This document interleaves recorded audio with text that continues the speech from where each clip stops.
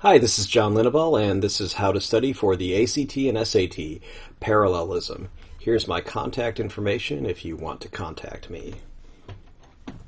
So what is parallelism anyway? I'm glad you asked. If your education was like mine, no one ever taught you about parallelism in elementary or secondary school, even though you had good English teachers. Curricula change, the things that you're assigned to read and do in school, but unfortunately, the changes aren't always coordinated. A de-emphasis on formal grammar in the lower grades wasn't often accompanied by a new emphasis on formal grammar in the higher grades. So you can have the grade school teacher saying, "Of course we don't teach that. We emphasize actual writing more than the formal rules of grammar." Then the high school teacher will say, "Why don't you know these grammar rules? Didn't your grade school teachers show you anything?" These aren't quotes. Almost all my teachers were caring, competent, and dedicated, but a few things like this apparently fell through the cracks. So, what is parallelism? Well, parallelism means that similar parts of a sentence have the same structure, nouns are with nouns, verbs with verbs, and phrases with phrases. In other words, parallelism in writing means that similar parts in a sentence, two or more, must have the same structure. Their parts are comparable and balanced, it allows writings to flow smoothly, not like what I just said there, and helps avoid... Wow, that was really not smooth. It allows writing to flow smoothly and helps avoid misunderstandings. Note, when similar parts do not follow the same structure, you have created faulty parallelism. Or you could just say it's not parallelism. So another definition of parallelism refers to the expression of balanced ideas in balanced grammatical forms. Thus, single words should be balanced with single words, phrases with phrases, and clauses with clauses. Another definition is parallelism is a stylistic arrangement in which similar syntactic patterns repeat, thus allowing the reader or listener to rely on the grammatical repetition to echo the logical similarity of thought, and thus improving the clarity and efficiency of the message. So, similar thoughts should be expressed similarly so we understand them easier, or more easily, I should say. Fortunately, it's really easy to learn. Parallelism does sound intimidating, as though it's going to take years of study to master, but it's really a simple idea and easy to learn.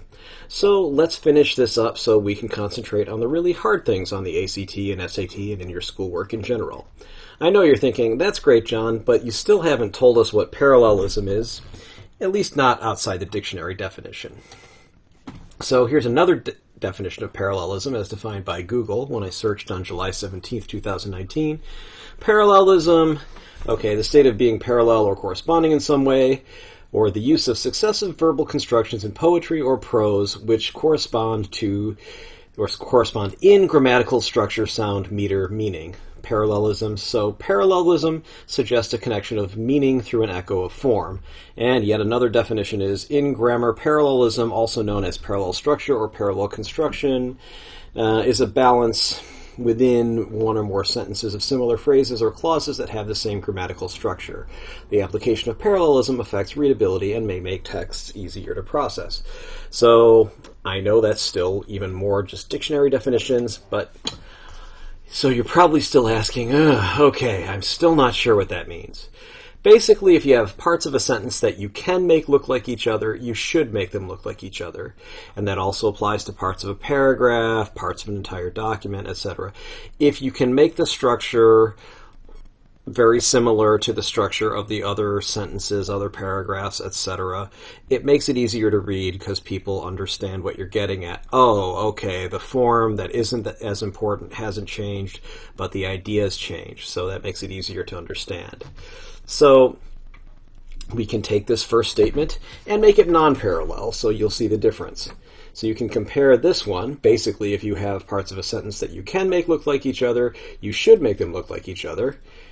And you can turn it into, if you have parts of a sentence that you can make look like each other, it is imperative that each corresponding part appear similar. The structures, the two clauses are different, the tones are different, and the diction is different. Like the first one is if, then. Notice it's the active voice, if you have, you can, and then it switches to the passive voice. It is imperative, that's passive, that's not active, that each corresponding part appear similar. Notice that appear similar is not look like each other. So that doesn't work. It's not parallel. or it's faulty parallelism if you want to describe it that way. I would just say it's not parallel, period. So you want to think of it as matching like clothes in your outfit. If you know me personally, you're probably giggling a little bit like right now because a lot of times my clothes don't exactly match, and certainly when I was younger, I was kind of known for that. But anyway, you wouldn't wear a suit jacket over a dress and combat boots for any event you took seriously. That would be a great outfit for a transgressive punk rock art show, but not so great for an office job interview, unless you were going to be a receptionist at some avant-garde art gallery, or perhaps a punk rock recording label. And you wouldn't wear an intact and properly fitting conservative business suit to the punk rock art show. Now you can see this guy's got kind of a little avant-garde, kind of funky, it's a little tight business suit, and he's got this funky haircut, so that might work at the punk rock art show, but that would be a little weird for the conservative business interview. And even if all the items are appropriate for your purpose, the style matters. People generally don't wear stripes with plaid or polka dots, etc. So here we have a little girl dressed for mismatch day. And here we see mismatched sneakers and socks, etc. So here it's done on purpose. We don't want to do that in our writing. We don't want our words and clauses to mismatch. We don't want to take very low vernacular words that are very common. Some might even say vulgar, and mix them with words that are higher language. So we don't want to mix sesquipedalian with cat or something like that, probably. You want words that are all kind of on the same level. Or you don't want to say liberating with, kind of like cool. That doesn't work either. So it's best to make your belt match your shoes and your shirt match your pants. The same applies to your words. Well, every time that I go home, nobody wants to let me be.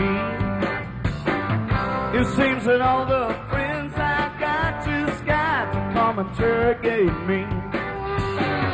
Well, I appreciate your feelings and I don't want to pass you by, but I don't ask you about your business, don't ask me about mine. And here's an example. Here's the old Lynyrd Skynyrd song, Don't Ask Me No Questions. I googled these lyrics on July 18th, 2019. And yes, the title is ungrammatical. It should be Don't Ask Me Any Questions, but that wouldn't work as well in the country music or country rock music idiom. The punctuation is also wrong, but notice the elision in cause and drinkin'. Here you go. So cause instead of because. And okay, so drinkin'. All right, and IN apostrophe is the usual pronunciation rather than ing in songs and most people's normal everyday or vernacular speech. People don't say, I am drinking. A lot of people, what are you drinking? So that kind of thing. So let's move on to the next slide. Parallelism makes writing more like a poetry or a song. So we go back to the lyrics from Don't Ask Me No Questions, and well, every time I come home, nobody wants to let me be. It seems that all my friends I got to interrogate me. See, all the friends I got should be have, but that's not parallel with God. So he knew what he was doing, writing a country rock song, and then, hey, well, so it's parallel with, well, I appreciate your feelings and I don't want to pass you by, but I don't ask you about your business, don't ask me about mine. So, same idea. Well is parallel. It's roughly the same rhythm, and it gives it a nice country music rhythm. And yes, I know my singing is awful. Sorry about that. Well, it's true, I'll try that again. Well, it's true, I love the money and I love my brand new car. I like drinking the best of whiskey and playing in a honky-tonk bar. So it's parallel. Well, it's true, I love the money, I love my brand new car. So you have an I love the money, I love my brand new car. I like drinking the best of whiskey and playing in a honky-tonk bar. So again, same deal. Probably should be play in apostrophe, but anyway, so we can see it's parallel. We have I love the money, I love my brand new car, drinking the best of whiskey, playing in a honky-tonk bar. I love the money, and I love my brand new car. I like drinking the best of the whiskey and playing in a honky-tonk bar. So you notice the repetition of parallel phrases. It gives the song rhythm and structure. The line starting with, well, it's true I love my money and I love my brand new car. I like drinking the best of whiskey and playing in a honky-tonk bar. I know I just went over that, but in case you missed it, here it is again. And a tonk, in case you're wondering, is a bar. A honky-tonk would be a bar with mostly white/Caucasian customers. And let's see how the lyrics compare to non-parallel lyrics with the same meaning. But I don't ask you about your business, don't ask me about mine. Okay, don't ask you about yours, don't ask me about mine. Perfectly parallel. Non-parallel. I don't ask you about your business, please don't pry into my personal life. Doesn't flow, it's not as witty, it just doesn't have the same impact. It's not really impactful. And, well, it's true, I love the money and I love my brand new car. I like drinking the best of whiskey and playing in a honky-tonk bar. Okay, so you could change that to, well, it's true, I'm paid a lot and I bought a car. I like drinking expensive whiskey and playing in bars frequented by Caucasian customers. Not really the same. So here we go. Or, well, it's true, I love the money and I bought a really nice auto. Again, same problem. Even if we use car, that would still be clunky. I like drinking the best of whiskey and to play in a honky-tonk bar. Well, okay, so even if you just change playing to play, that doesn't really work. Just changing one of the gerunds, one of the ing forms from playing to the infinitive to play makes it clunkier and harder to read or sing. I don't write songs or poems. Will parallelism really help me, or are you wasting my time? Well, of course it'll help you. I wouldn't waste your time, especially since I'd have to waste even more of my time to waste yours with this thing. Parallelism makes both prose and poetry flowing and easier to understand.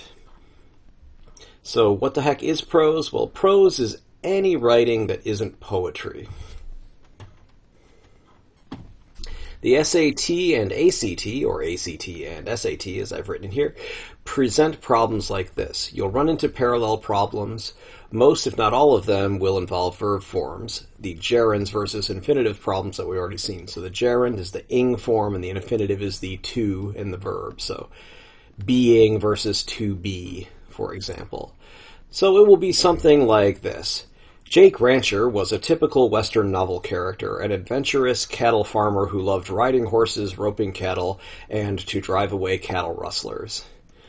Alright, so you'll be given ones that are distractors, and by ones I mean answer choices that are distractors. So you might say to run off cattle thieves. Okay, to drive off cattle thieves. So it looks like all they're really changing is rustlers and thieves, and to drive, to run off, to drive off. Then driving away cattle rustlers, and to prevent dishonest people from stealing cattle he was raising. So hopefully you recognize D is much too wordy. It uses too many words to express a simple concept, so you know that can't be right. And notice that it uses the gerund form in the part that's not underlined, that you can't change, so it would be riding, roping, so it should be driving. So then if you understand parallelism, you know the answer has to have driving in it instead of to drive or to run off or to prevent. If they had preventing or driving off or running off, that would work, but they don't. So if you understand parallelism, the only answer is C. So you want to make sure verb clauses or other clauses match. Ing goes with ing. The to form of a verb goes with another to form. That is, gerunds go with gerunds, infinitives go with infinitives. So the correct form would be, I like skiing and shooting, like you see in this biathlon picture. Also correct would be, I like to ski and to shoot. Also correct, I like to ski and shoot. Since to ski and to shoot, you don't have to repeat the to. I like not only to ski, but also to shoot. That's fine. You could even say, I like not only skiing, but also shooting. That would be correct as well. I like to ski and shooting. Nope, not correct. And that doesn't even sound right, does it? Other clauses should match. Think of the old Christmas carol, over the river and through the woods to grandmother's house we go. Okay, Now think of over the river, then we'll cross through the woods. To grandmother's house we go. Not as flowing, is it? So we know it's bad parallelism, or it's just not parallelism. Good parallelism is concise and flows off your tongue when you say it out loud, or when the internal voice equivalent, when it's in your head when you're reading. All right. Parallelism problems from the internet. Here are some things I found using Google image search. I claim no rights to them. If you own them and don't want me to use them, please let me know. All right, so Sasquatch, here we see the Sasquatch Field Guide. Sasquatch enjoys taking long walks in the forest, playing with small woodland creatures, and to devour wandering tourists. So we know that's not correct parallelism, since it's taking, playing, so it should be devouring wandering tourists. Here's another problem. Studies have suggested that eating nuts, almonds in particular, might help to lower blood cholesterol levels in humans and reducing the risk of heart disease by protecting the blood vessels. Well, notice that the to is not underlined, so we can't change this infinitive to a gerund or some other verb form, so that's going to have to stay as to lower. So reducing will have to be changed to reduce. All right, let's move on. James Barrie, the author of Peter Pan and other plays, is noted for portraying adulthood as unpleasant and childhood is glorified. Okay, so we know portraying adulthood as unpleasant, that has to stay the same because it's not underlined. So, alright, so we're going to have childhood as something. Childhood as glorious, that's great. Childhood as being glorious, well that's not parallel with as unpleasant. If it were as being unpleasant, you could do that, but it's not. Childhood is glorified? No. Childhood glorified? No. Glorified childhood? No. So parallelism in lists. I left my job for several reasons. The pay was poor, long hours, I found the work tedious, equipment was dangerous. So you'd have to say the pay was poor, the hours were long, the work was tedious, the equipment was dangerous. Or you can do it this way. Poor pay, long hours, tedious work, dangerous equipment. Parallelism in grammar. The boy is frolicking in the noonday sun, running through the water and looking at a girl down the way. So ing, ing, ing. There you go. Examples of parallelism/parallel structure. Joseph loves watching TV more than to read a book. So that's bad parallelism. I would just say it's not parallelism at all. So the good parallelism would be Joseph loves watching TV more than reading a book. Or Joseph loves to watch TV more than to read a book. More parallelism examples. The children love their teachers and the teachers love their children. So you can see those are very similar in form. The birds are in their nests and in their nests they sing. Each morning we sing, each morning we dance, and each morning we play. Note that the ideas expressed are nearly synonymous in meaning and are of equal force. The expressions in parallel have the same tone. That is, they're both negative or positive, or all negative or positive if there are more than two. The order of the words or structure of the sentence parts is similar. This, in essence, is how parallelism in poetry occurs. Not only do the sentence parts rhyme, but the thoughts expressed in them also rhyme. Sometimes for stronger effect or for emphasis, the ideas expressed are contrasted. I am lost in a sea of trouble, yet in this sea a treasure I've found. So you're continuing the metaphor of the sea of trouble. And please bring the bill after we have had some coffee or when your shift is over. Okay, so bring the bill after this or when this, so it's parallel clauses. You have a coordinate conjunction or and. We wondered who he was and what he was doing here, so parallel clauses. So here's a faulty clause, faulty parallelism that is. The author not only wants fame but also money. Okay, so you correct it. You could make it the author not only wants fame but also wants money, or you could say the author wants not only fame but also money to make the parallelism correct. And notice that they misspelled correct here. Oops. So, never mind standardized tests, parallelism makes your writing more effective. So here we have Dr. Reverend Martin Luther King Jr.'s I Have a Dream speech, one of the most compelling in history. We face the difficulties of today and tomorrow. I still have a dream. Yes. It is a dream deeply rooted in the American dream. I have a dream that one day this nation will rise up and live out the true meaning of its creed. We hold these truths to be self-evident, that all men are created equal.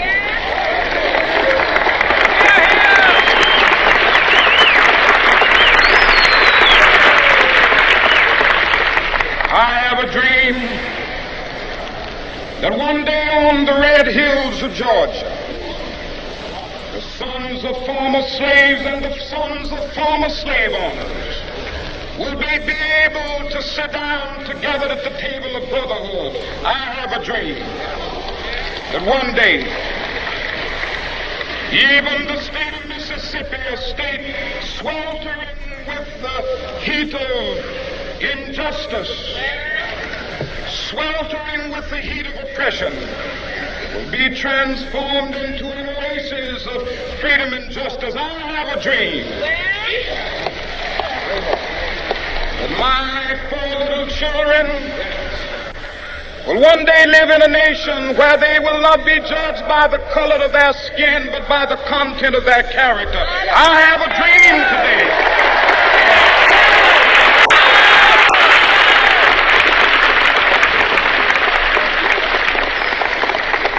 I have a dream that one day, down in Alabama, with its vicious racists, with its governor having his lips dripping with the words of interposition and nullification, one day right there in Alabama, little black boys and black girls will be able to join hands with little white boys and white girls as sisters and brothers. I have a dream today.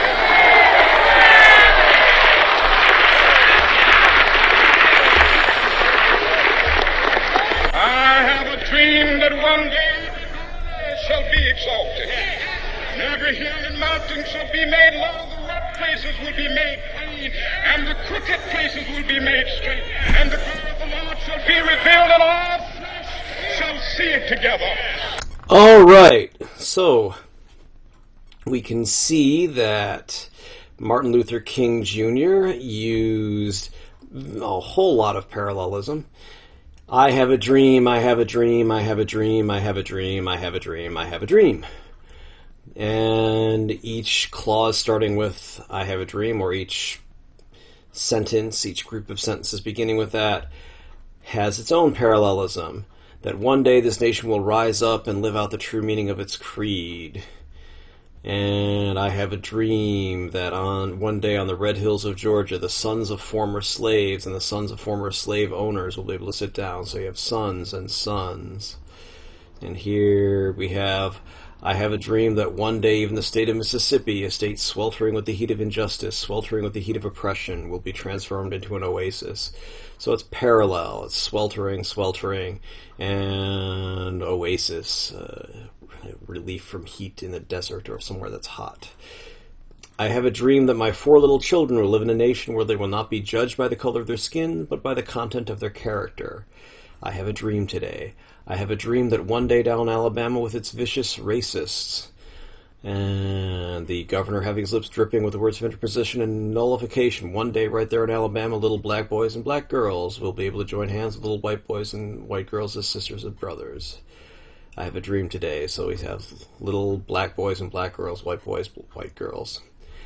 I have a dream that one day every valley shall be exalted, every hill and mountain shall be made low, the rough places will be made plain, and the crooked places will be made straight, and the glory of the Lord shall be revealed. So something is made something else. Valley exalted, mountain low, rough plain, crooked straight.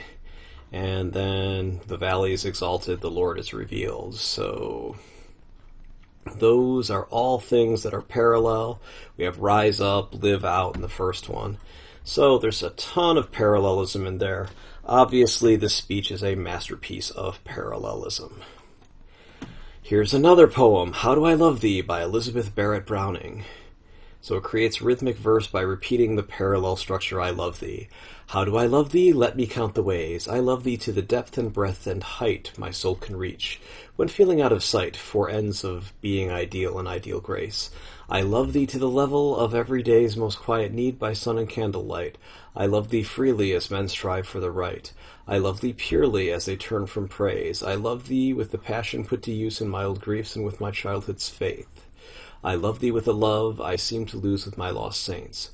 I love thee with the breath, smiles, tears, and all my life. And if God choose, I shall but love thee better after death. So I love thee, I love thee, I love thee, I love thee. So it's being repeated a whole lot there for powerful effect and rhythmic effect. Did you find this video useful? Please like it and subscribe to this channel. Neither action costs you anything. You'll be alerted about my new videos. Why do I care? It's simple. YouTube doesn't let me share any ad revenue unless I have 1,000 subscribers and 4,000 hours. That's 240,000 minutes of view time in a year. While many people are watching these, I don't have 4,000 hours of watch time. I don't have anywhere near 1,000 subscribers. And for these same reasons, you're not only welcome, but encouraged to share links to this video, put it in playlists, etc. I'm always happy to read and respond to constructive criticism or suggestions for new videos. And I reserve the right to delete comments from and block those who specialize in destructive criticism, basically trolls, or things that are off topic, usually posted by people like spammers, disturbed people, etc. Thanks for watching. Hope you have a good day.